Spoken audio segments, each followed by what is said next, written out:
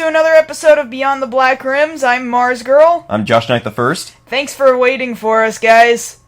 Yeah, we're gonna be real. There was a bit of scheduling difficulty this week, but we get around it. We make sure you guys get a show. This isn't gonna be typical. I'm laying that out there right now.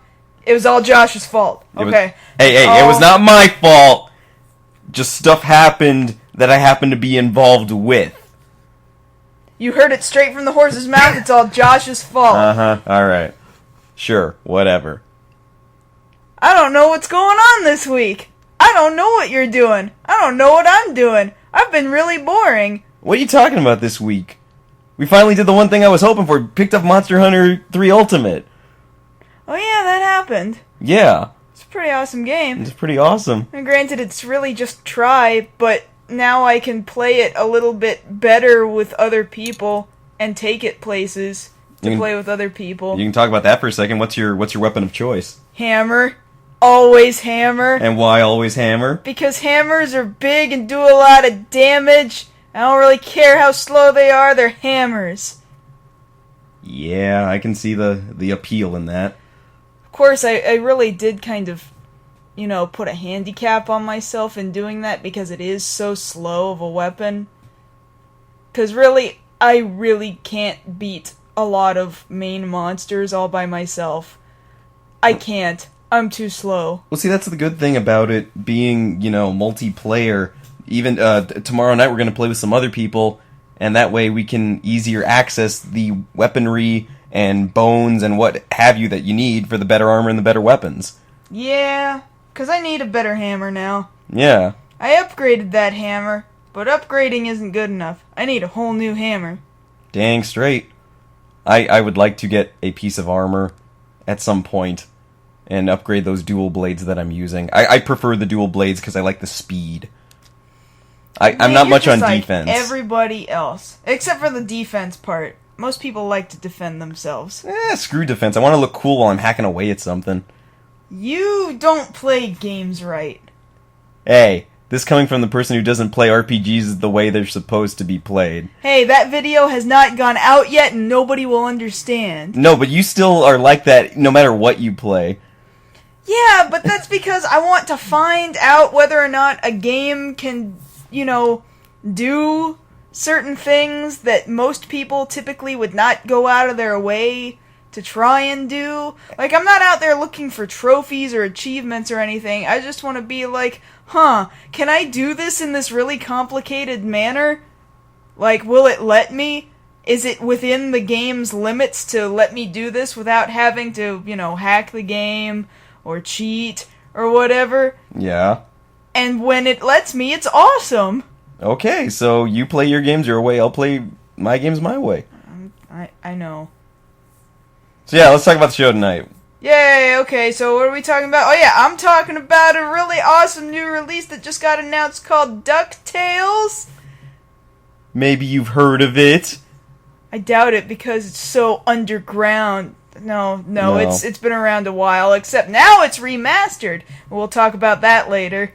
I'm going to be giving my 2 cents about the ending of Young Justice Invasion. And finally, we'll both be talking about some news regarding Godzilla. Yes, the remake that has just started filming. I will have to trust you with the information on it, but I think we can hold a conversation regarding Godzilla. I think so. Okay.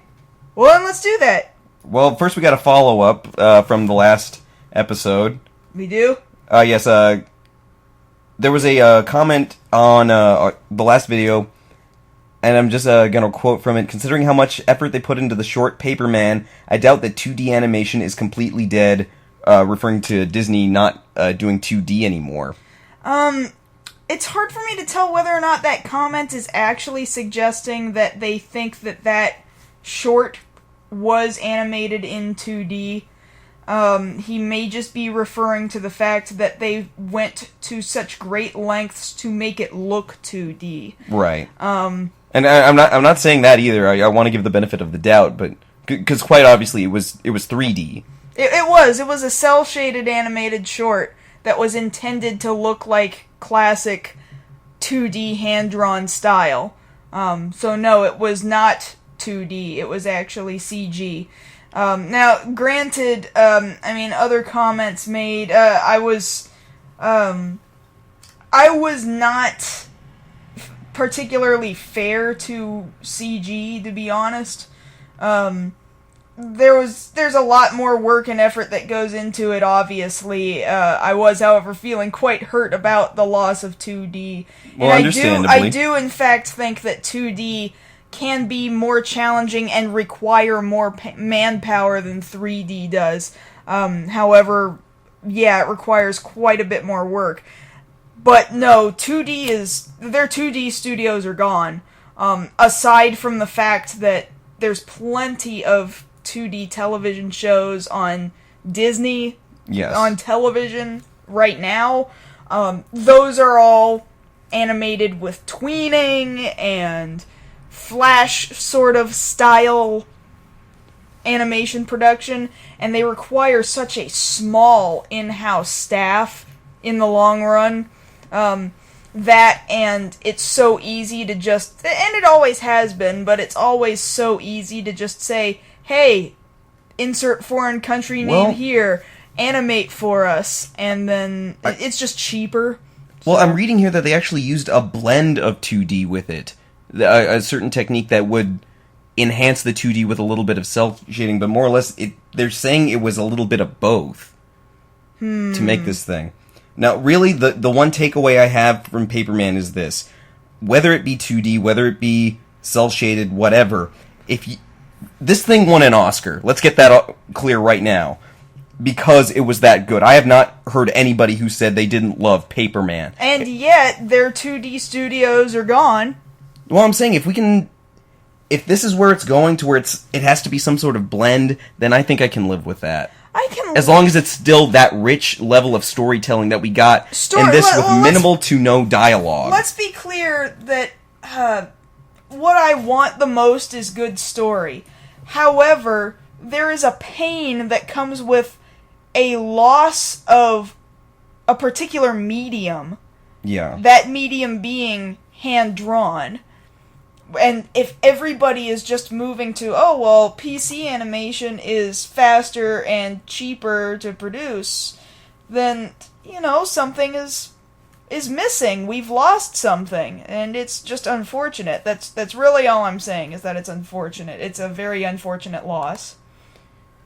Well, I can see your point on that, but I guess to kind of transition, that's a loss. Let's talk about a gain, something we're getting back from childhood here. DuckTales! Woo! DuckTales. Woo! It's really awesome. I'm going to try and resist doing that every time. I want to say that this, it debuted online, but it seems like there's been a ton, since PAX has been happening, there's just been a ton of games that have been announced and are slowly getting announced over the next couple of days, and one of these has been DuckTales Remastered. DuckTales as in the original NES and then later ported to Game Boy games. They were basically the exact same game, just one was black and white and slightly clunkier audio. But, this was originally released in 1989. It's been a long time coming. That's how many years now? 99, 25 years. Oh my god, it's been a long time. And for a long time, Capcom was doing a bunch of Disney video games. They did DuckTales. A lot of people are waiting on Chip and Dale to come back. Rescue Rangers. Yeah. They did Darkwing Duck. They did Aladdin. Aladdin was my personal favorite. I can blow through Aladdin in 30 to 45 minutes. And Aladdin was smooth. Very, very smooth. Now, I was specifically talking about the one for the Super Nintendo, because there was another one for, I think, the Game Gear. Well, there was one for the Genesis. Right. And I don't think that was Capcom. If it was, it doesn't matter. It played completely and utterly differently. But these were all platformers, and they basically ran on this Mega Man sort of engine. Platforming and jumping, and they weren't nearly as hard as a lot of other Capcom games at the time, specifically Mega Man. But, man, they were good, And the music is... Gosh, the Moon theme... Everybody is familiar with the Moon theme, who is familiar with the DuckTales game. I, in fact, did an acapella version a couple years back of the Moon theme. It's just other people who might know my stuff and other producers who work around in the review-niverse. I really hate that term, by the way. Parental Floss did a version with lyrics, and it, too, was actually pretty good. So it's looking like remastered. Okay, this is like 2D.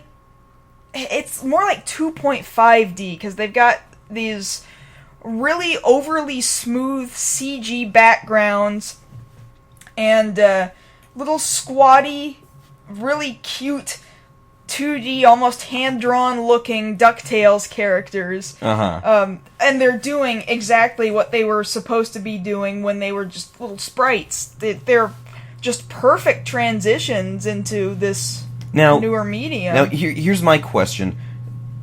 Granted, I was there, Disney afternoons, I was watching DuckTales as a kid. Yeah. But that's the thing, I was watching DuckTales as a kid.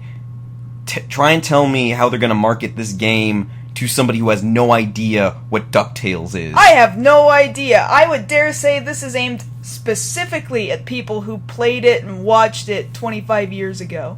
Because there's no way this strikes me as anything but a passion project. Yeah. 24 years ago, really, right? Well, I guess, 20... Well, would it be 25 by the time it comes out? Well, it's the summer, right? Did it say summer? Now I can't rightly remember. Summer 2013, yeah. Summer 2013, alright. I love the box, because the box is the original box art. All they did was put the word remastered on top of it. That is awesome to me. I love that. Looks like there's one all-new playable area. Otherwise, I'm seeing recreations of the original scenes. The only one we haven't seen, really, is the moon. And that's the one everyone's waiting on. Well, of course, because that would be the fan favorite. It is the fan favorite. It's coming out on Xbox Live and PlayStation Network and the Wii U eShop, so you were asking me earlier whether or not it was just going to come out on a disc, but no, it's digital download. Yeah, I figured as much. Kind of surprised there's no PC release, and no digital release for the handheld markets like the PS Vita or the 3DS, but console's fine. Well, I figured it'd play even better on a 3DS, wouldn't it? Well, maybe. I mean, I don't... It would make sense because of minimalized buttons. Exactly. That's really where I'm coming from with this, because we're talking about what the Nintendo this came out for. Yeah. The NES. So, in this age where we're dealing with, 4 different shoulder buttons and our thumbs being able to access no less than 4 buttons at any time, going back to just 2 buttons. It doesn't really matter, though, because all you have to use is 2 buttons. Well, yeah, I know that. Every controller has at least 2 buttons. Well, no, I get that. What I'm getting at is that how many haters are going to come off on this game, and how quickly will they shut up after they've played it? A bunch of people have come out and been like, well, your game was just stupid anyway, and games have gotten better since, and you guys are just old fogies, and then the old fogies are like, you guys don't know what good games are, there aren't any good games out anymore, and nobody's found a happy medium, so there is this hate being lobbed at either generation of gamers already. It is kind of funny to watch, but most people, and you know what? I'm one of these people who...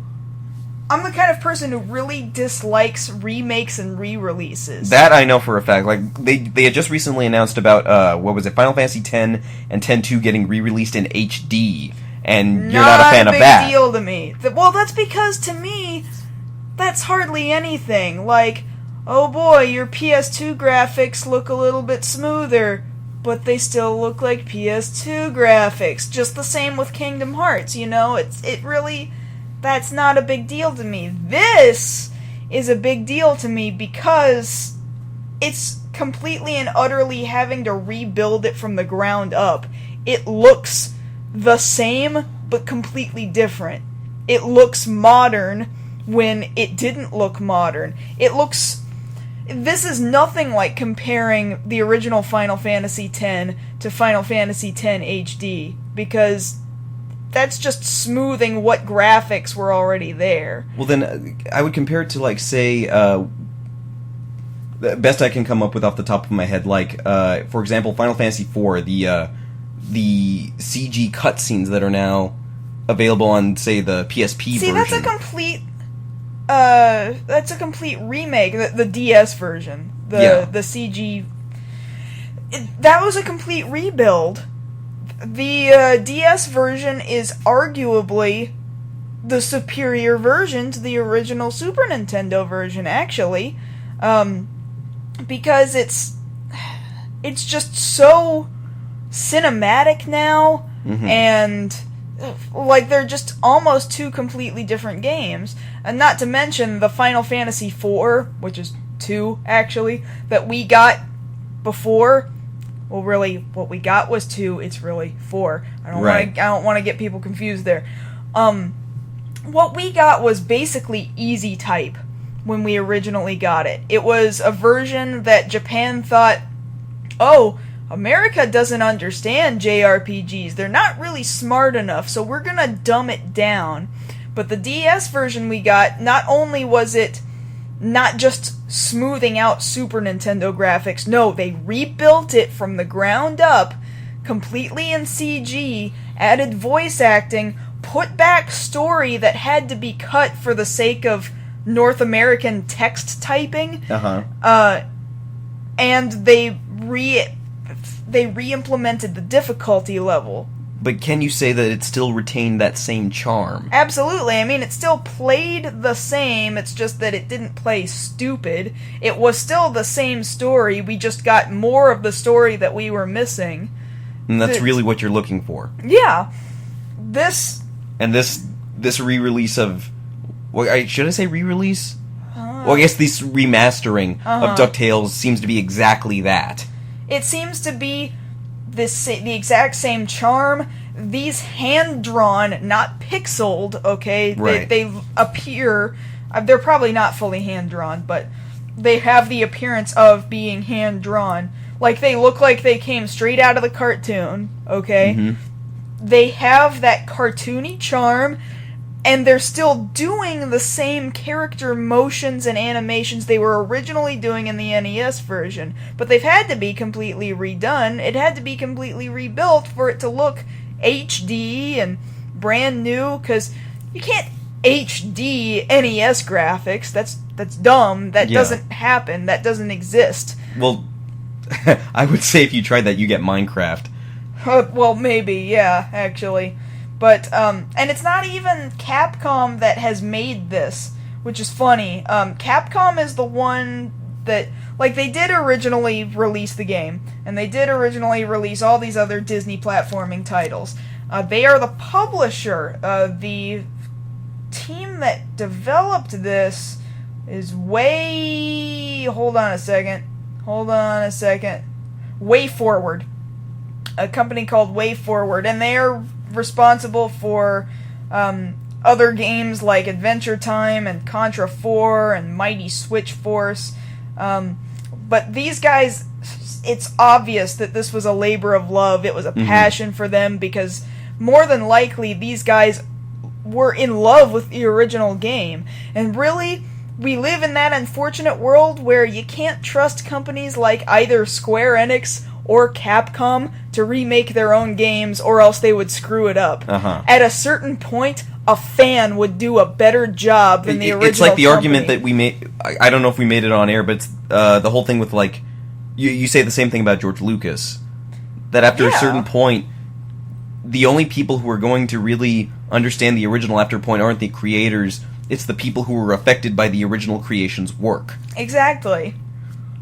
That is my exact argument with this, which is why when I said earlier I'm usually somebody who hates remakes and re-releases, this is okay, because it's not actually Capcom doing it, they're just the ones publishing the title. They were not the ones to touch it and make it.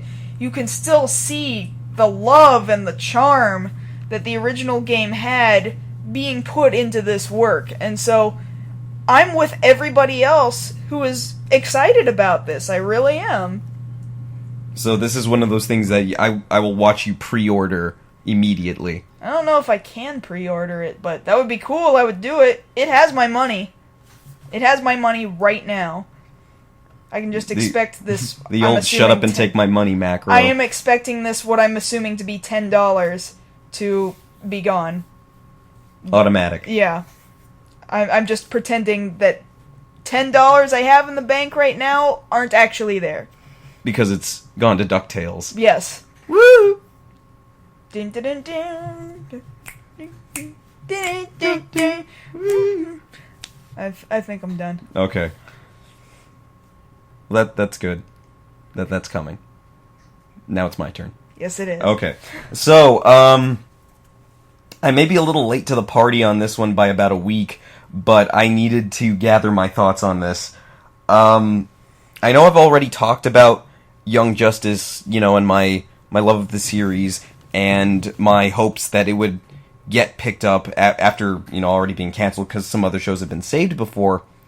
Really what I'm here to talk about is quite honestly the kick to the balls that was the last episode. And I'm hoping that anybody who's listening to this, they've already seen it, then I'm hopefully not spoiling anything. If you want spoilers or you want to find out anything, you can go watch it. It's there somewhere to watch. Tumblr will spoil it for you, but here we go. Why? Why, DC Nation? Why are you doing this? I don't understand why you would go to such lengths to make me want Season 3 so bad to end it on these notes. Because it was one thing to understand that you're going down, but I to a certain extent, I think they wrote this last episode because, for one thing, they had to write it in such a way that they wrapped up a lot of plot threads that they had left open. But it's a complete other thing to do that and then start new ones right there in the last episode. And the thing about that is it sucks because myself and a lot of other people I know got attached to these renditions of these characters, like Nightwing and Kid Flash and all these other guys, Blue Beetle, one of my personal favorites. I mean, granted, they wrapped his story up, but we've had stuff happen that it's like, why you can't end it here, and it doesn't feel right that a work goes unfinished. In specific, I'll get right to it. They seemingly killed off Kid Flash right there in the last 5 minutes, and Kid Flash had been a staple from episode 1, and it's the manner in which they did it. He's there running alongside Impulse and the senior Flash, and he gets sucked into this sort of vortex thing that they're trying to prevent from destroying the world. And it's like, oh, sorry guys, I gotta go. You know what to tell Artemis, and then he disappears. And it's like, yeah, he went out heroically, but it still, on some level, feels like he went out like a chump. Because if you know your comics, or you know a little bit about the character, that particular Flash, Wally West, is remarked as one of the fastest Flashes, I guess that would be the plural on that, one of the fastest Flashes that exist, and he has the ability to absorb inertia and distribute inertia, so he should be just as fast as his counterparts, if not faster, and then you're telling me he wasn't fast enough to dodge this thing at the end. And then the weight on top of that is that they did something very mature with the character, in that they developed this relationship between him and Artemis that I've never really seen done outside of maybe, say, to a certain extent, Avatar, where it's this nice, mature relationship of, hey, it was kind of a love-hate relationship at the beginning, but then we actually started developing feelings, and then we actually decided, you know what, the smart thing to do is not be superheroes anymore. We're going to hang it up. We're going to have normal lives. And then, of course, they have to get drawn back in, but it becomes this whole big thing. But it was mature. They didn't actually act like kids after a while. They were acting like adults.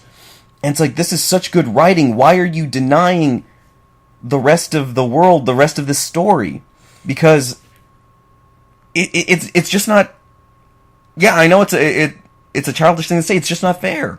Well, do you think, this crosses my mind, do you think it's perhaps that even DC Animation was not pleased with the decision to cancel Young Justice, and that they were like, you know what? Now, you television producers, you get to deal with the fan backlash. We are ending it on this note now that you want to send us in the direction of this dumb, cartoony-looking something. Oh, and that's the other thing, too. Like, okay, when I originally spoke about the replacement of Young Justice with Teen Titans Go, I admit I was not fully aware of what Teen Titans Go was going to be. Teen Titans Go is going to be this stupid-looking, chibified version of the original show. Now, granted, I don't know why you thought it was going to be any different from the title Teen Titans Go. Well, the reason for that being is Teen Titans Go was the name of the tie-in comic to the original broadcast, which was done in the same animation style. So it was like, okay, so it's just probably going to be that, where they stuck in more of those young characters. And I would have been fine with that, but this is not that. This is like, so lobotomized version of what Young Justice would be and what even Teen Titans was, because for as silly and kiddie as Teen Titans was, they managed to get in a few good storylines. Uh-huh. But this isn't even that. This is like... See, this is why I think that DC would rather be doing Young Justice, and that they left off with, well, we equally got screwed over too. So why don't we just, express our disappointment through our final episode of Young Justice, and then have all this fan backlash, and then let the networks hear it out. Because the thing about the fan backlash, and I'll go ahead and buy into that theory, I don't doubt it now that you bring it up, because it's twofold. One, because the thing about Young Justice that was very interesting to see is that it got both demographics, both male and female viewers, both nerdy and not so nerdy. And people could come in and watch the show. I know a lot of people who got in on the show that don't normally read comics, and they're like, no, this show's pretty awesome, I like the writing on it. Even my brother, who doesn't really like comics, I show him that I picked up the DVD just a few weeks ago, and he's like, oh, Nightwing's in this? I gotta see this! And normally it's hard to get him to watch anything, but yeah, there's that thing. But okay, you got one, this jarring thing happening with them killing off Kid Flash. The second thing being the last scene is you see Vandal Savage, who has been working with the evil organization at the time. You see him show up on the planet Apocalypse and report in to none other than Darkseid, who I would hope most people know is one of the major baddies in the DC universe, comparable to, say, Apocalypse in Marvel. But he shows up on his doorstep, comes in and basically says, everything's going according to plan, hold on his face for 2 seconds, credits. So what you're saying is that the bad guys win. Yeah, that was the thing that a lot of fans were afraid was going to happen, and then it did happen. Because that tells me that everything that just happened, all that they fought for, defeating the Reach, getting Blue Beetle back from being brainwashed, the loss of the Justice League for a couple of episodes, on that other planet with the trial and everything, that meant nothing, because there's still there's still Darkseid to deal with. And Darkseid is not to be messed with in most cases. A lot of times, it takes more than just Superman to deal with him, and that would have been an awesome thing to see, and now we don't get to see it. I'm telling you, DC's not happy either. It screams that DC Animation themselves is not happy. Because the backlash since then, I know I brought up the that there's the petition out there. Now there's more people out there on social media blasting Cartoon Network, DC Nation, whoever, for this decision, and thinking of, okay, where do we go from here? People want to do fan recreation episodes, make a third season to see where they would go. Mm-hmm. People want more. And the thing about this was, there was a tie-in toy line. I can't honestly quote whether or not it was doing well, but I know they were selling. They had the tie-in at McDonald's with their Happy Meals. They have the DVD sales. I did what I said I was going to do. I purchased the DVD to show my support. There's a huge fan community. The bumpers for the show were cosplayers saying, we'll be right back with more Young Justice. That shows that they know they've got a fan base. So why would you do this to the people watching your show? I don't think it was DC's decision. I think it was a network decision. Well, I think it was a dumb decision. Yeah, networks are stupid. Networks are terribly stupid. You know this just by watching the WB kind of turn into the CW. Yeah. And make all sorts of really stupid decisions over time. Well, I, for one, I'm not... If this is what we're getting in replacement, then I think it went without saying, but I'm going to go ahead and say it. I'm boycotting, Teen Titans Go. You can drop that right off my calendar. Not like I was going to watch it, really, but now, even more so in retaliation, I'm not going to watch it. If money is the deciding factor, then you're not getting mine, you're not getting my ratings, you're not getting anything out of me. Because I'm certainly not saying that they made a good decision. I am saying they made a business decision. Yeah, because somebody's going to watch it, but somebody was already watching the other thing. Like, granted, I wouldn't... At some points, because, I work, they would air the episode, and I wouldn't necessarily be home to watch it, but what I would do is leave my TV on to record it. That way, it was getting the ratings. Uh-huh. Making sure I was still giving it what it deserved. Because, again, excellent writing, excellent voice casting. I mean, my God, these characters had life breathed into them that I honestly haven't heard on consistent TV since the 90s with the Batman Superman hour. Since then, Batman animated, Superman animated, and it's just a shame to see that quality still doesn't get support. No, it's all about what's quick and fast and ADHD and that's exactly what Teen Titans Go looks like. I mean, maybe it's too early to say. Maybe we actually need to see an episode for certain. I don't know. They've released this trailer for Teen Titans Go, and this thing is aimed at, I would almost dare say preschoolers. Preschoolers. Now, you're saying that about Teen Titans Go, and, have you seen, what is The Superhero Squad show? Yeah, Superhero Squad. Well, see, the Superhero Squad show is different because, whereas, toy-wise, yes, it is aimed at toddlers, they still managed to make a ton of references to legitimate Marvel lore, and they've got also a very, very notable voice cast. People like Adam Baldwin, Adam West, Brent Spiner, John Barrowman, all these big names, in nerddom and even, normal movies show up on this show and do these voices, and it's, surprisingly enough, even you've said an adult could enjoy the Superhero Squad show. Just for the voice cast alone, sure. That typically happens with comic-related animated stuff, though. So you don't think that could possibly happen with Teen Titans Go? Not necessarily, because the way it's looking... like I said, it looks lobotomized. Like they've minimized it so much to this hyperactive, just the funny parts of what Teen Titans originally was. Because like I've said, you've got, yes, angsty, but the angsty episodes of Robin trying to deal with Slade, Raven trying to deal with her father, Trigon,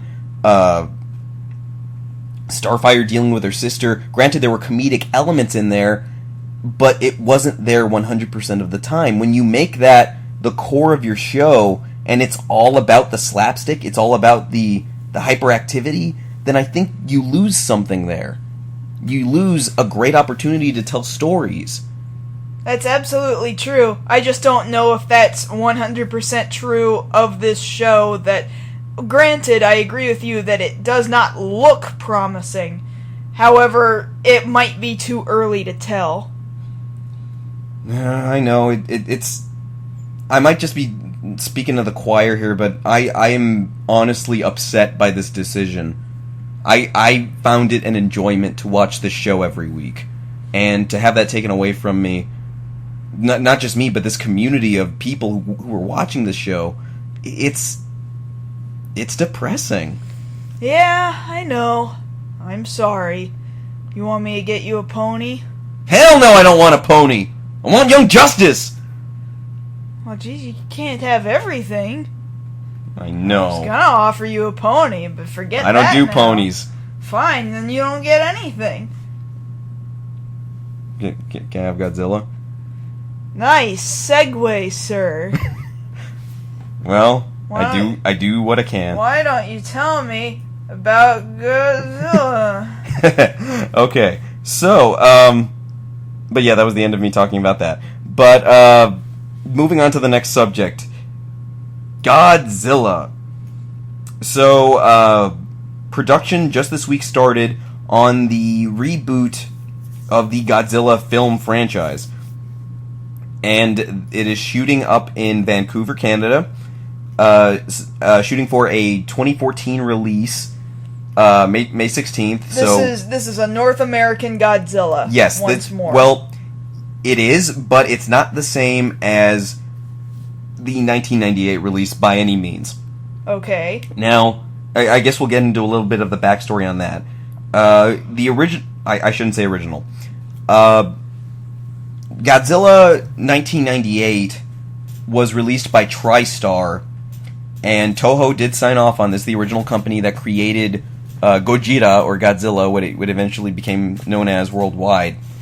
And that movie, while it did initially good numbers, was critically and fan community lauded as being absolutely horrible and unfaithful to what this iconic idea of what Godzilla is. Even known to Toho be. rejected it. Yes, right?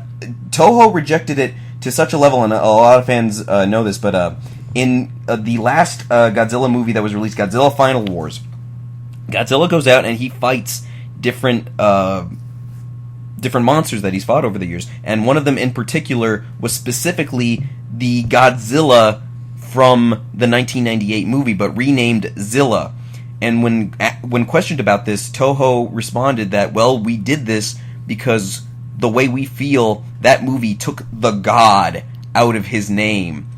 And so pretty much this scene in the movie in Final Wars is the castration, or the separation of those two things, because if you watch the movie, it's one of the shortest fights in the movie.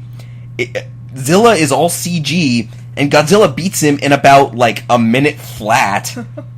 And Zilla... It is really embarrassing. It's very embarrassing to see. You can look it up on YouTube, or if you have the chance, go rent the movie or watch the movie. It's sad how bad he got totaled by original Godzilla. It's basically Toho's way of saying, hey, this is who the real guy is. Shut up. And that's dealt away with. Well, with this new movie, Toho and Warner Brothers being the distributor for this new movie, have gone to great lengths to make sure that this new movie goes back to the original roots, to what the original Gojira was. How hard do you think it was for them to pitch this to Toho? Like, hey guys, we want to make a Godzilla movie, and they're like, oh no! Well, we don't want to do this again. We promise that it'll actually be Godzilla. Well, in specific, funny that you mentioned that. After working on Final Wars, which was the 50th anniversary of the franchise, Toho announced that they were not going to do any more Godzilla movies at all for 10 years. So, I do remember that. That. That was... When did Final Wars come out? Final Wars, well, yeah, it's coming up on 10 years ago. Yeah, because I want to say that I had heard about that... 2004. Yeah, when I was a senior in high school, and everybody was like, yeah, they're not going to do more Godzilla movies, and I was like, no, what? that was the thing. If you were paying attention, they said, no, they're not going to do any more for... I heard that it was going to be a 10-year hiatus. Yeah, well, now the hiatus is up. Yeah.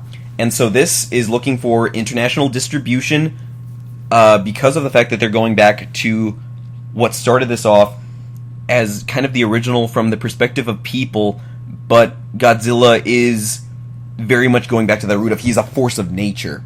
He can't be stopped. He is total destruction. He is this huge ideal that we as humans can't begin to cope with or deal with our limited firepower. With even with the best technology, we can't take this guy down. So that's the basic idea of what they want this Godzilla to feel like. Is there any notice of what story is kind of gonna take place? Well, as far as that is concerned, they haven't released incredibly much information about that. Only that they are going to tell this from the perspective of one soldier, because the military would have to be involved here.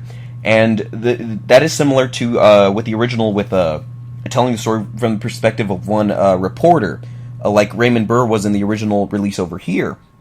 And I'm fine with that, so long as it's kept very tight, but still very grand at the same time, if you understand my meaning.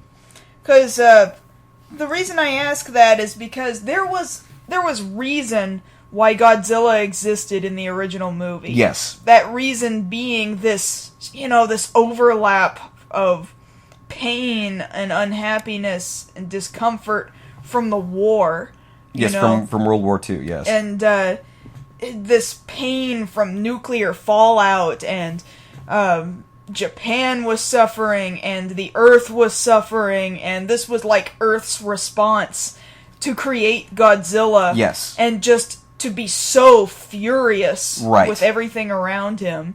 I'm trying to picture in my head, because at that point it's more than just a movie, it's a statement. Yeah, I'm trying to picture in my head what sort of significance Godzilla could have now, or if it's going to be a combination of all these, if it's going to be like a "we gotta go green" sort of a statement. Well, because the thing about that, the difference between, say, original Godzilla, which has all of that weight to it, and this most recent one that we had over here of Godzilla 98, is that movie was an actioneer. That movie was designed to sell popcorn and candy while you sat there and vegged out.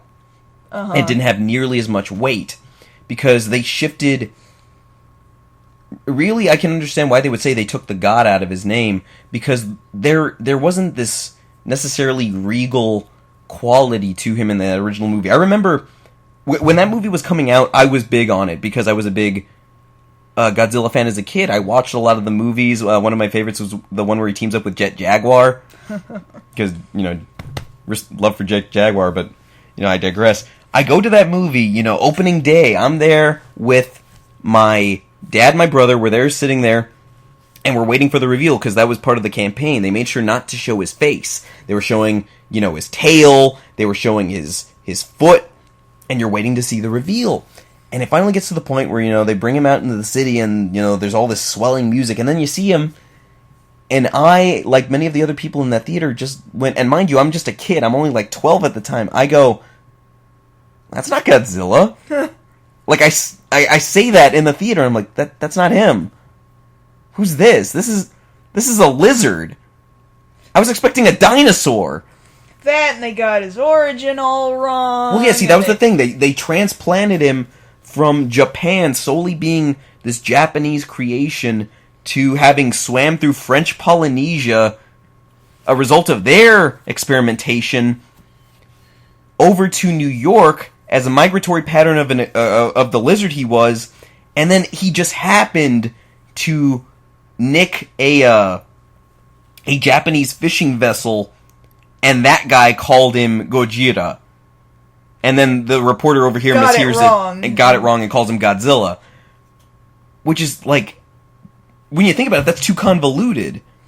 Yeah, well, the original story is like, Mother Nature is mad, so it made a monster. Like, it's a stretch, but, it's a monster a stretch movie. As far as, nuclear testing woke up this dinosaur that was under the earth, mutated it, and now we got Godzilla.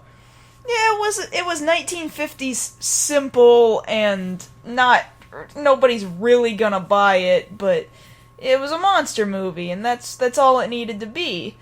But this is like, no, we need to make it work, like it could legitimately happen like this. No, I don't actually believe it. I just want to see Godzilla. Right. Now, the thing that was different with 98 that's going to be different with this one is that as most people remember, Godzilla didn't find any monsters in that movie. He didn't have his atomic breath, anything like that. This movie, they have mentioned that Warner Brothers has gone on record as saying there will be at least 2 other monsters in this movie. They haven't said what monsters those will be, but they confirmed it. Gamera. You want Gamera? I want King Ghidorah. Because King Ghidorah was always a bad mother to deal with. Now, a lot of people I know are like, "What about Mothra?" Well, Mothra can wait. Mothra doesn't do anything though. Mothra flaps her wings and then she dies. Okay, that happens like every time. Well, usually it winds up with Mothra like sacrificing itself. It's necessary. Yeah, but it's like, I just know I have my favorites on that. But they've already got a cast together, including Aaron Tyler Johnson, which most people know him as Kick-Ass. Bryan Cranston from Breaking Bad. Ken Watanabe from The Last Samurai. And from the first set pictures and video that we do see that there is a strong tie to Japan, that they're putting some of the action there, so we're not going to have to deal with him like knocking over buildings in New York again. I don't think. I would hope not. Because if anything, a monster threat in one city is a monster threat anywhere, which is similar to kind of the thing Guillermo del Toro is doing with Pacific Rim, which is kind of in the same vein, but it's not going to be Godzilla. Because that you're dealing with giant monsters versus giant robots, and that's a whole nother... What studio is releasing Pacific Rim? I actually want to say it is Warner Brothers doing Pacific Rim. Because isn't it Warner Brothers doing Godzilla? Yes, they are. Future crossover. I don't know about that. The thing about that is, far as I know, Pacific Rim is being set up as its own thing. Yeah, it is Warner Brothers, and the same people working on Godzilla are working on Pacific Rim. Come on, tell me that Same that studio. is not out of the realm of possibility. I'm not saying it's not out of the realm of possibility. It's just, it's its own... Godzilla's universe is its own universe. He's got his own thing. He's got his own set of monsters. I'm not necessarily... Yeah, but each one of those monsters has their own movie, and they had their own movie before they were like, hey, why don't we make them team up? In fact, Godzilla met up with King Kong once.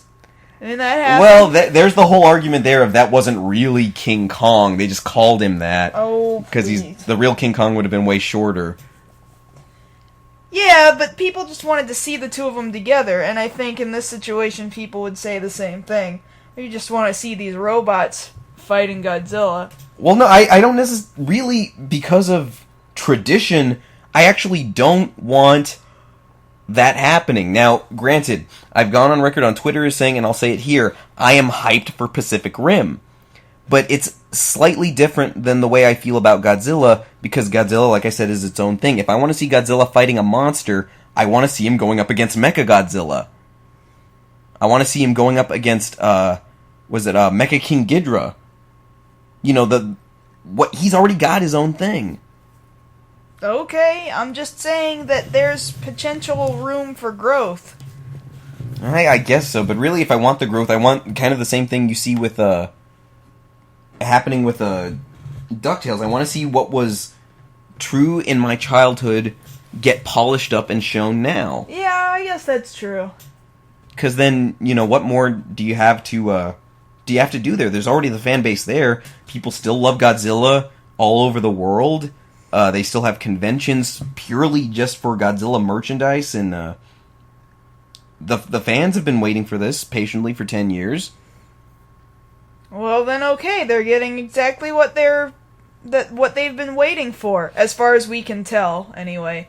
And the best thing about it is they did a teaser at Comic-Con, and from the art that they've released, he looks as he should. Yeah, it does look that way. I mean, I really can hardly argue with it. Very little of it looks as lizard-like as the 1998 movie did. Which I appreciate. Well, yeah, I'm saying I prefer the look that's leaning like 90 to 95% more towards its original counterpart. Right. And that's the best we can hope for. That's another case of, you know what, you guys are staying true to your roots. You're not letting it go off in different directions. You know what worked, and you're going to keep it working. So, kudos to them for working on that, for getting it pushed through.